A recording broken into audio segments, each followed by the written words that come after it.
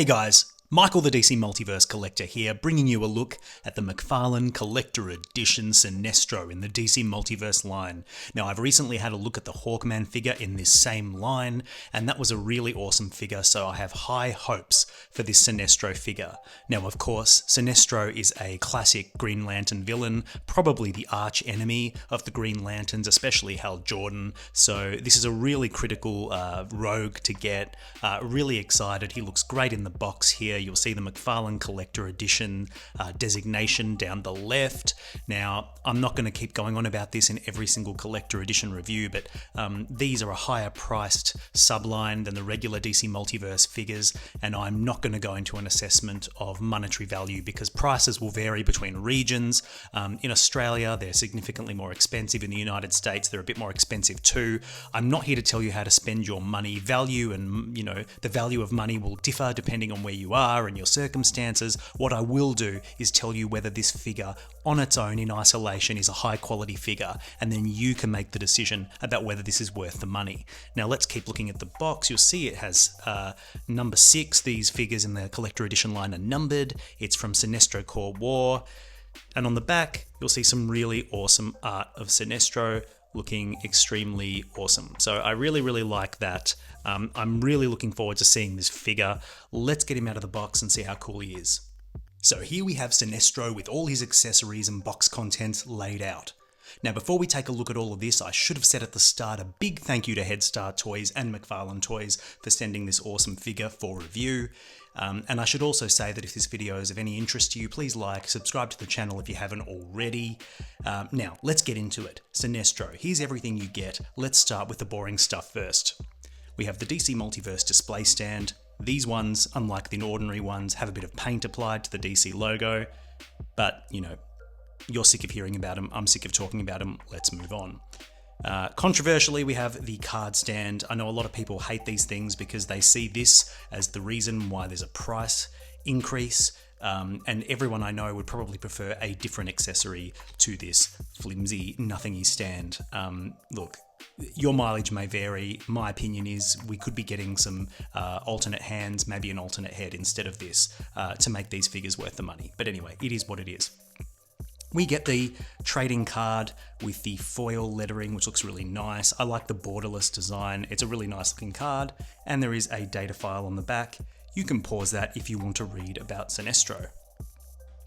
All right, moving on to the lantern. Now this is the yellow lantern.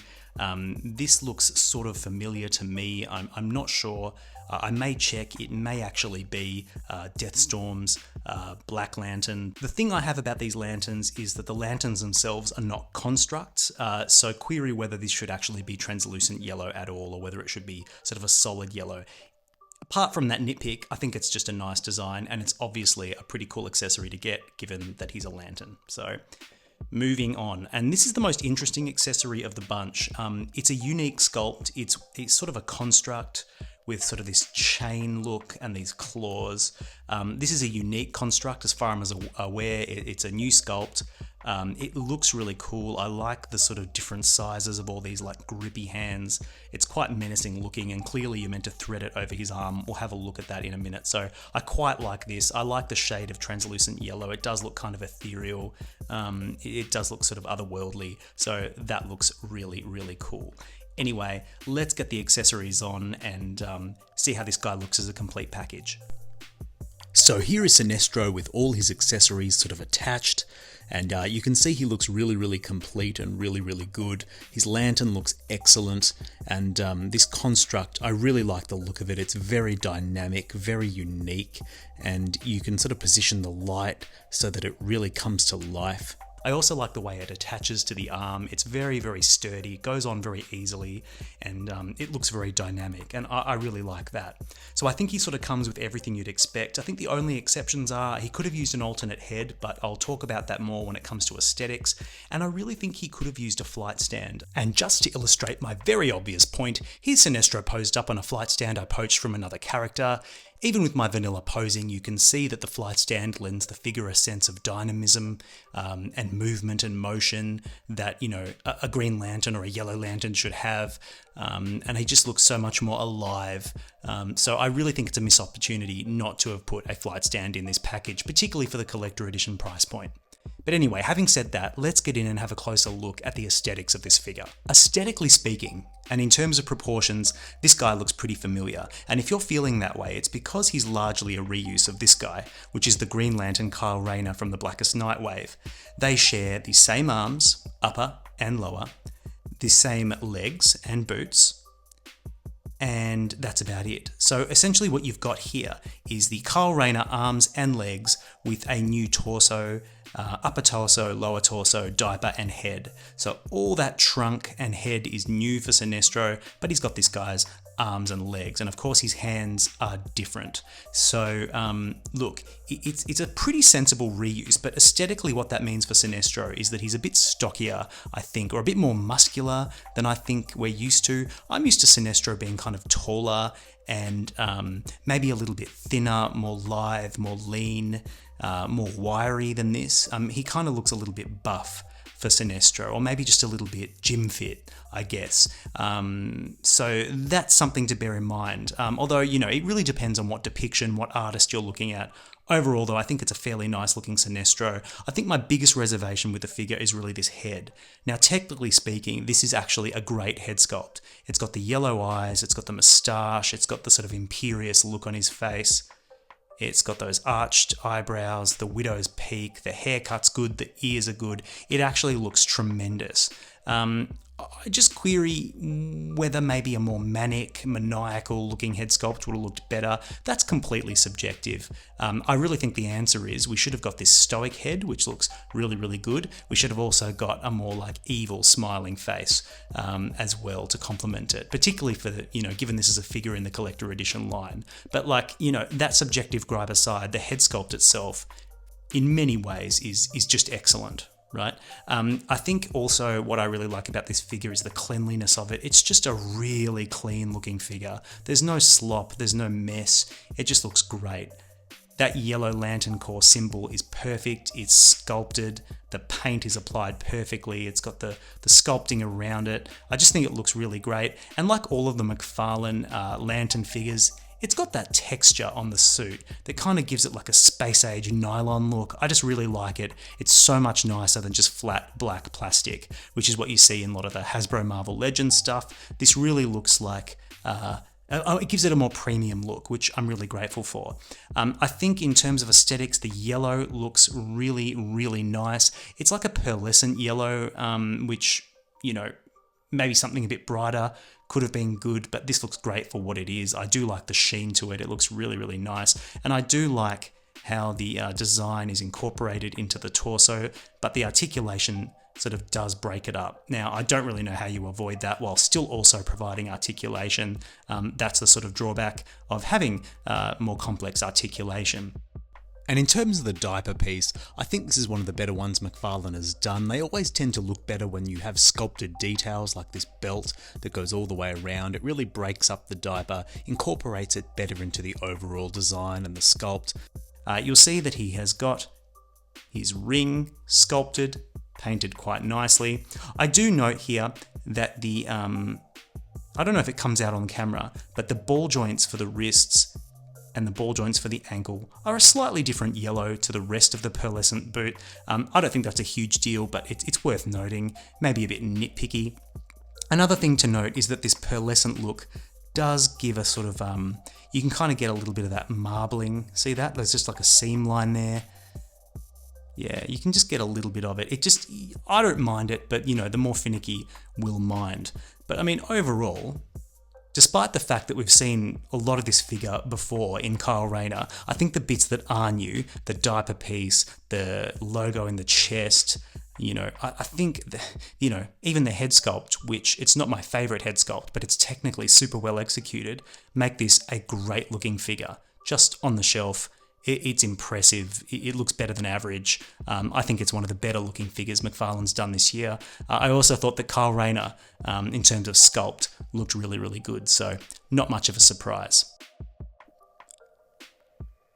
So again, given that this is a reuse in large part of the Kyle Rayner body buck with some modification, the articulation is not too much of a surprise. It's nothing new, it's rock solid. So head sculpt will rotate 360 degrees. You've got left and right tilt for a lot of personality. What you don't have is a lot of forward tilt. So that collar piece under there really inhibits the ability of this guy to look down. He can only look down that much, which is not much, with slight disappointment. I wonder if some accommodation could have been made to sort of cut a bit out of that, just to give him a bit more movement, but then people might have complained about the sculpt. So again, it's one of the classic cases where sculpt and articulation are at odds. Your mileage may vary. He can look up quite a lot though, which is good for a flying pose or what have you. So that is nice. In terms of the shoulders, he's got the butterfly joint, which is quite neat, tidy, not a lot of gappiness, the way it's incorporated, and it gives you a lot of range of movement. He can do more than a T-pose. No sweat, he can pull his arm back, which looks really good. Double jointed elbows, but they are inhibited by this sort of lower arm gauntlet piece, or this glove piece. It just stops it from doing what you kind of want it to do. So again, sculpt and articulation at odds. There's a hinge on the ball joint which allows it to rotate and hinge 360 degrees at the diaphragm, 360 degrees at the waist.